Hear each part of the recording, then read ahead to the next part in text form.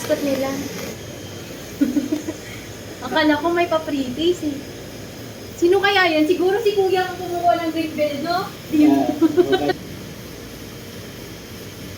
Ang cute.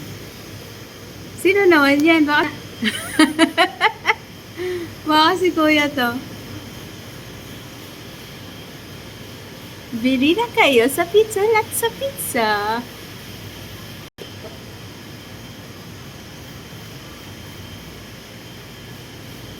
Dapat may ganyan din sa food.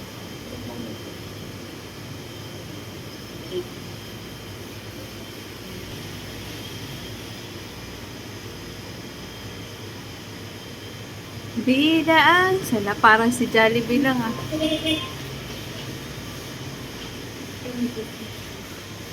Parang siya yung nag-ano no.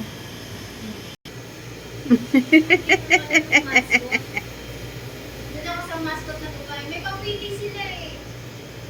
Gumaganon nga